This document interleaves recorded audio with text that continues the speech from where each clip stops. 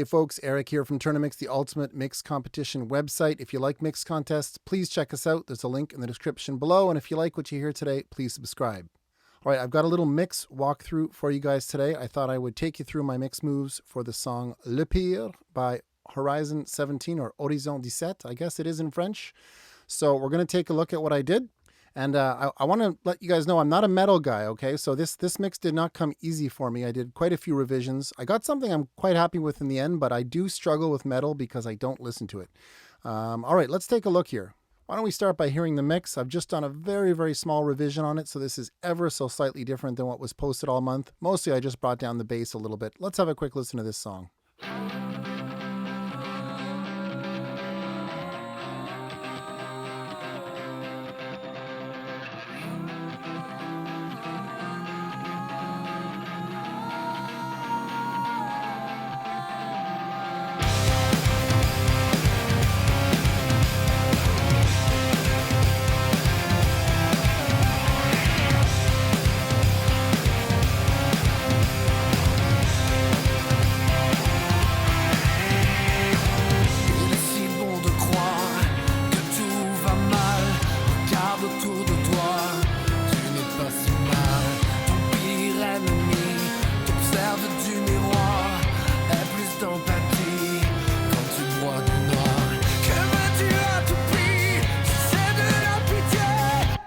All right, you get the idea. Nice big rockin' song. Let's take a look at the mix. All right, I think today I'm going to start on mix bus because, I'm a big fan of getting your sound early in a mix, but sometimes late in a mix, you can have a profound impact on your sound on a mix bus level. Now, I'm not necessarily recommending this is what you do, but this is the way it works out sometimes. So these first 4 plugins in my mix bus chain, those were kind of brought in, not early, but early enough in the mix, okay? But then later in the mix, literally kind of like last, okay?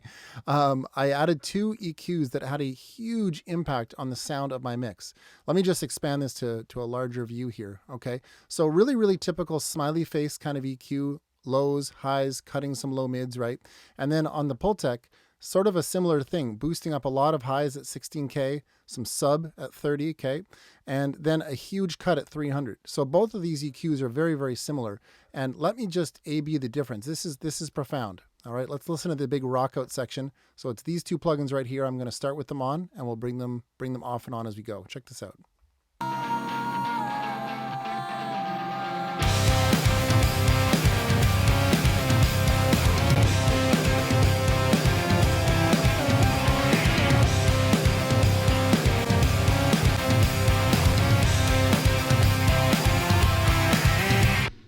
Right? Pretty big change. I mean, it's the same balance, the same general vibe, but those 2 EQs, I would say they made the mix like 20% better. And, so kind of like a mastering style EQ for both of those. And yeah, big impact. Now, I want to make one other quick point before we move on. The reason I did those so late, okay, it wasn't actually my idea, okay? I'm guilty of making a slightly muddy mix without these 2 EQs. I thought it was good, but again, I'm not a metal guy, but when I started listening to your mixes, okay, this is what's so valuable about TOURNA-MIX. I heard a few mixes, one in particular, and, I was like, how does my mix sound now? I went back, listened to it, and I was like, yeah, it's kind of muddy. And within like literally 5 minutes with these 2 EQs, I was able to have a huge impact on my sound. And it's all thanks to hearing other mixes. And I think it's one of the biggest advantages of TOURNA-MIX is hearing other mixes. I think it's even better than getting written feedback on your mix. So just wanted to make that point. Let's move on to the mix. All right, let's start with the drums. Now, the single biggest thing I did by a landslide was introduce new samples. So these slightly darker red tracks here are my samples. So this is what I introduced. Let me just play those. All right, so if I were to mute those, here's like my final drum mix without those samples. It's not bad, but with them.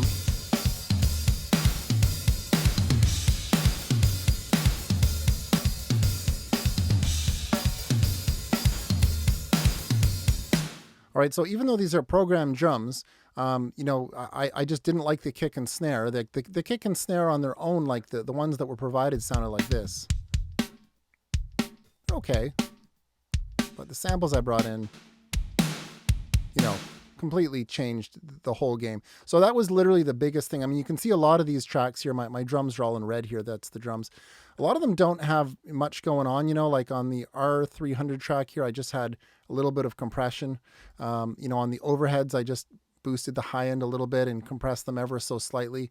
The toms, it looks like a lot more than it is. Mostly I just added a gate because there was these little, I guess you could say cymbal bleed that maybe wasn't gated properly. If we listen to the toms here without my gates, let's just hear these for a second.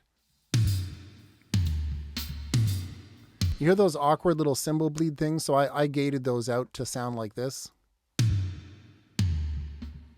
Okay, and then I clipped each one of these toms just to bring down the peak values a bit here, so you can see clipping about 3 dB or so on the toms, but doesn't really change the sound. All right, and then on each of the toms I added an EQ and a compressor. Okay, so compressing with an 1176 and, just doing very, very typical tom EQ, cutting a lot of 640 in this case and boosting some crack at the high end, And that's what I did on every tom. So, I'll just play the tom section here. So if I mute the EQs, you can hear they're a lot boxier, right? But that's really all I did on the toms. And then again, these darker red tracks are my samples, right? And then, the other two tracks here are just the kick and snare provided, which I didn't really have to do much on. I mean, if I pull up the kick EQ, for example, here, we've got a little boost at 2.5K and a boost at 60, right? Just very standard kind of, drum shell EQ. I'm compressing the kick, mildly 3 or 4 dB with, this guy here. I've done a lot of mix or a lot of demonstrations with this plugin all month, so I won't do any more. But not really doing too much to the sound. Like here's the snare that was provided, and I'm adding a clipper, again with about 2 dB of clipping, just to keep the peaks in check. I've got an EQ and a compressor here. Let's take a look at those. I'll just let the snare play. Boosting some 10K, some 1.3K, and some 160.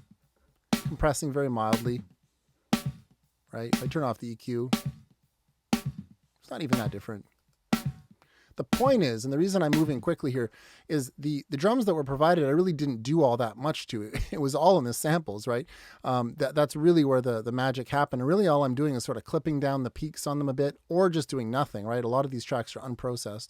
And I did do a little bit of drum bus processing. I love this plugin. I highly recommend this plugin if you don't have a Pultec.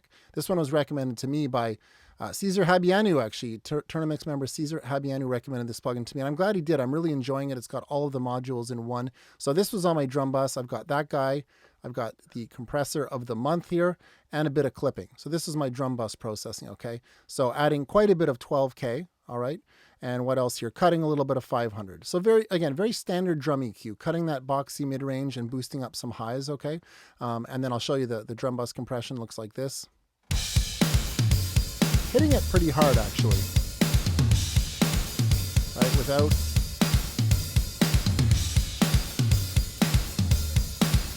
it's funny. This compressor is so transparent you can barely hear it. Now I'm clipping pretty hard here on the drum bus, harder than I normally do. 5.5 dB is quite a bit, but I didn't hear any negative, side effects of it, so I just kind of left it. And that's a big reason why I was able to get a loud master, is just clipping down that drum bus. So, again, if I were to mute these samples, right, we don't really have a drum sound here. This is just like, just sort of average, right? And then massive difference. Now, in case you're wondering which samples I was using, I didn't bother printing the samples, to an audio track. I still have trigger here, and I'm using the Joey Sturgis sample packs from Drumforge. Okay, I can't really recommend these enough. Drumforge makes a lot of really great sample packs. This is a really fun one, especially for heavy stuff. And they've got these really handy blend samples, which is, you can see here, kick, blow, direct, overhead, and room. So you could create your own blend of those three, and I often do that.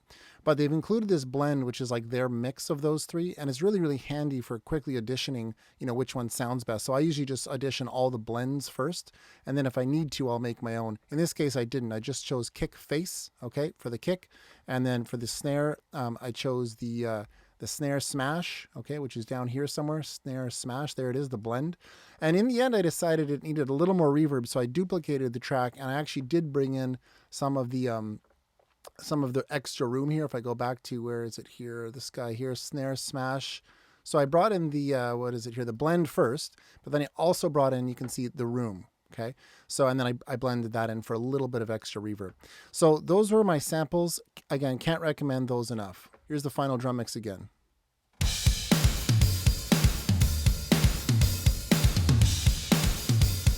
Let's bring in the bass. Here's the mixed bass with the drums. Let me just change my cycle a bit here.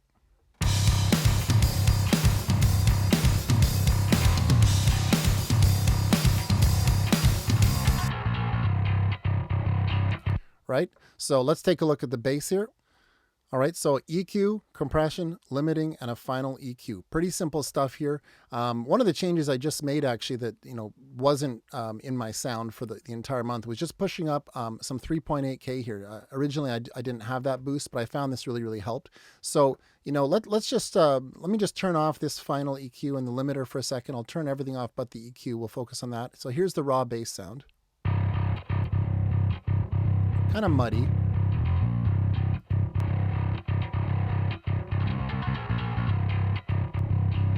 Right?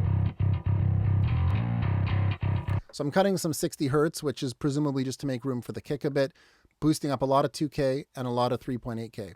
So yeah, I find an aggressive mid-range on bass is usually a good idea in heavier styles. And then we're hitting it with some compression. Doesn't need too much though, because it wasn't like that dynamic a bass track to begin with. Right? 5 millisecond attack, 100 millisecond release. Then some limiting. Always a good idea to limit bass in any style, I think. And finally, just some more EQ around 280. And that was it for the bass processing. Very, very straightforward stuff. No big moves there. Made quite a bit of a difference though. If I turn it all off with the drums, and we'll bring it back in here. That's super muddy.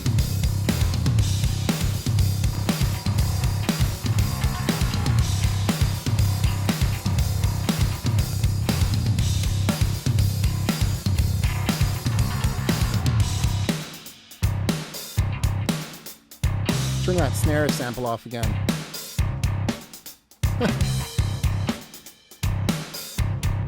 All right, so if we go on to the main guitars, right, these guys. All right, this is the heart and soul of any rock song, is the double track distorted guitars. It's just baked into the genre. Those had to be hard panned, okay? They also provided with this note riff track here, this guy here. Okay, playing the same riff. I think some of you mix this one kind of high, and that's fine, to each their own, but generally speaking, width is what you want in these kind of songs. So if you mix the middle one too high, it's going to take away from that width. So I kept mine kind of low, but it does fill in the center nicely. And then on mono devices like phones, it can help to, make the riff more pronounced, because you end up losing a lot of the sides on phones, right? So let's take a look at these main guitars here. So EQ, compression, and then another EQ. Let me turn these guys off here. We'll bring them in. So everything's bypassed now. Here's the raw tracks.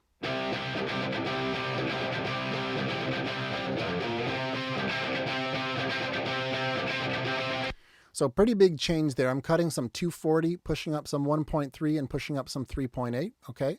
So, and then we're into some compression, which, you don't really have to compress these distorted tracks, but I did anyway. I added a really slow attack. I thought it might kind of give it a little more bite. And then lastly, right, so just cutting a little more of those low mids. So let me bring it in with the drums here. Let me just turn off both EQs. I'll leave the compression on. So here's like the raw un-EQ'd tracks.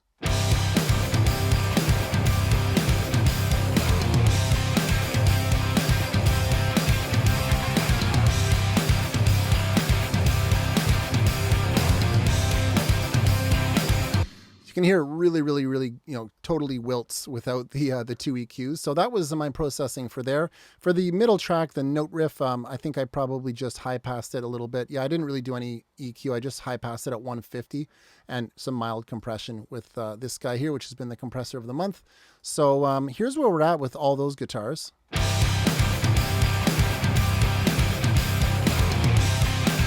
Right, and then we had that main synth line, which maybe I'll go to that right now. I'm not going to even really bother showing all of the other little guitars because the processing is so simple. I mean, like, for example, on that little wah-wah, I just cut the low end, added some AR1 compression. Really nothing fancy here. All the tracks I found in this production sounded really good. Like, they didn't need much at all. You can see the verse guitar, no EQ, just high passing at 170 and compressing a little bit, right? Just sort of cleaning up the low end is really all I was doing. But then we had that main synth, which provided a lot of the kind of vibe of that intro. It was the Juicy Pump. Ridiculous name. I love it. Let's bring that guy in.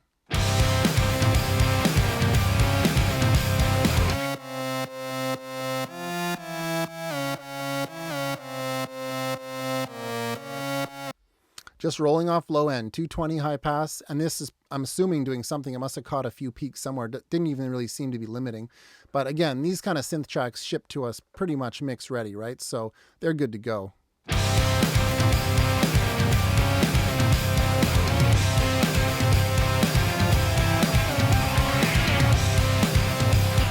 And just like that, we have, the foundation of a rock song to my ear. I'm going to unmute a few of these other tracks. Again, I'm not going to go into detail on like this intro here. I think all I did was high pass this guitar, Yeah, 250 hertz high pass. I actually did boost some 2K on that, but nothing too exciting here.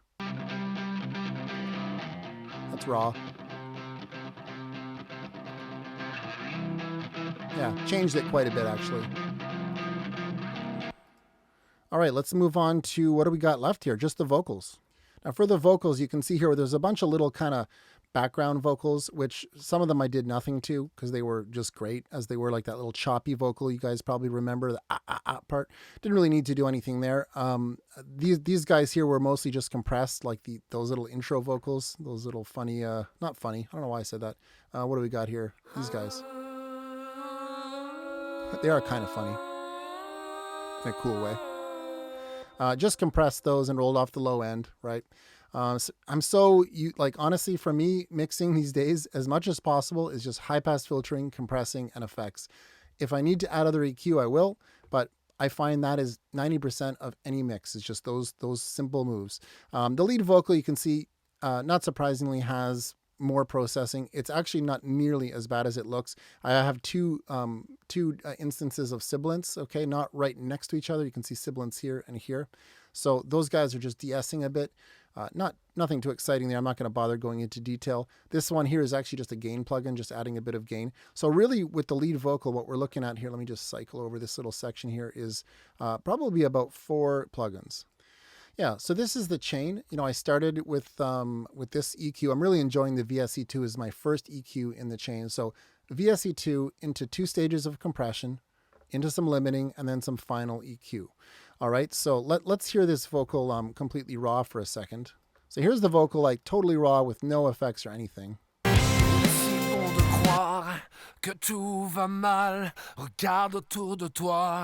It's actually a really good vocal recording. I didn't have too much trouble with this vocal. It was one of the easiest vocal mixes I've done in a while. So let's start with this first EQ. I'll turn it off here. Let's just hear what this did. Il est si bon de croire que tout va mal. Regarde autour de toi, tu n'es pas si mal. You got a little quieter there. It actually sounds kind of worse in solo, but it did work in context. So, I'm pushing up a little bit of air, cutting a lot of this 1K. This was a range I didn't like in this vocal, and cutting some mud at 240, okay? So we'll come back to that in context, but let me turn on the 2 compressors here. 2 of my favorite compressors. Absolutely love these. It'll be interesting to see who wins this guy here this month. Okay, this is one of our prizes. Let's watch the compression. Il est si bon de croire que tout va mal. Regarde autour de toi.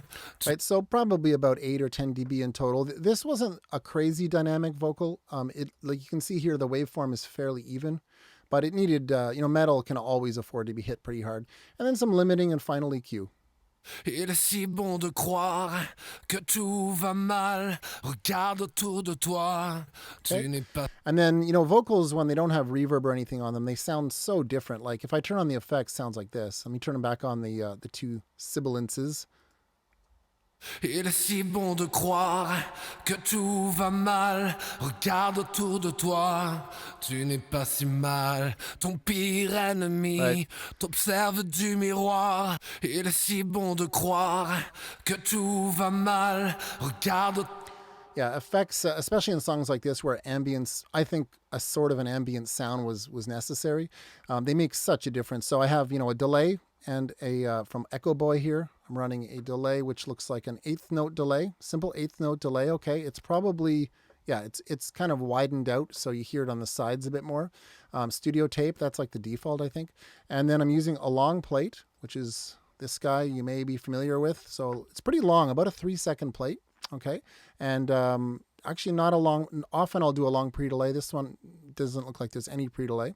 So those are my two effects. All right, let's hear it in context. I'm going to just close out all these plugins. I'm just going to keep the EQs. So if I take off the two EQs, let's hear how this goes. Il est si bon de croire que tout va mal. Regarde autour de toi, tu n'es pas si mal. So yeah, what I hear is actually a really good vocal sound with no EQ, but I am hearing that boxy 1K. So let me bring in the first EQ. Il est si bon de croire que tout va mal.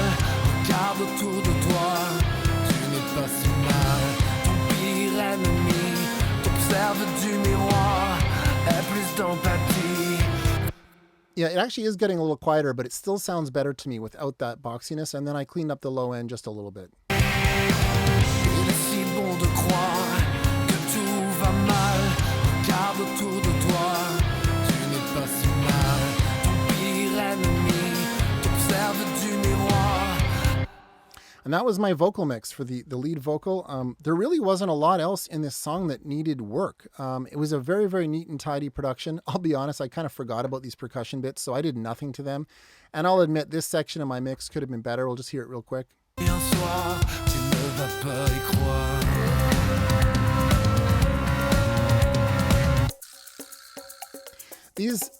These could have been probably clipped a bit just to keep their peaks down and maybe brightened up a bit and maybe even made a little louder. This section sounds fine, but I did hear some mixes that did a little more with these.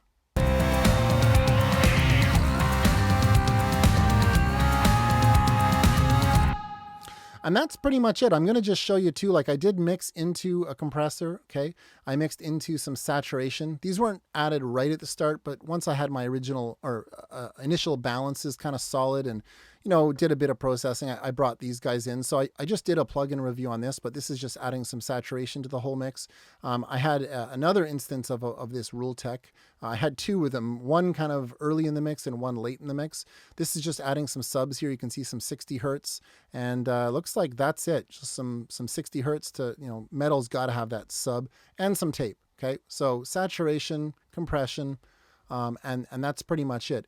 And then as I showed at the start, those last two EQs I added, they had a huge impact on everything. Like, honestly, probably part of the reason why I didn't have to do too much to these tracks is that these two final EQs did a lot for me, which I've already shown. Okay.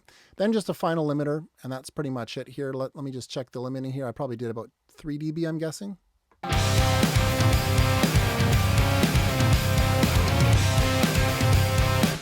Now, my mix was pretty loud, about -6 LUFS. I've got a gain plugin here lowering my whole mix by about 11 dB here. That's just so I can talk over it. But if I put a metering plugin, let me just add one before that, just so we can see how loud this mix is here. And I'm going to come back to this in a video soon, but let's watch this here. Down here is like the LUFS level. So let's check it out.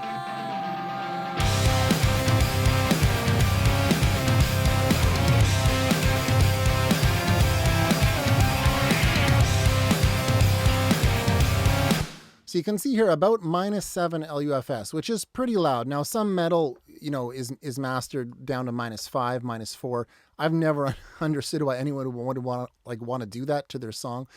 But hey, to each their own. But -7 is pretty loud, and I'm only using like 3 dB of limiting. Okay, so we're going to come back to that in another video about loudness, but part of that was probably the clipping I did here on the drums. It means I don't have to add like 8 dB of limiting on the mix bus, which never sounds good. All right, so that's the mix, guys. I went over that pretty quick, but I know you're all busy. I don't like long mix walkthroughs myself, so hopefully you guys learned something from that. The big take homes were drum samples. If you're not happy with your drum sound that's provided to you, bring in samples. There's no shame in it, especially in metal. Okay. Other than that, keep it simple. Nothing I did here today was, really that complicated at all. No side chaining, no, mid side this or, multi-band that, just some good old fashioned EQ and compression.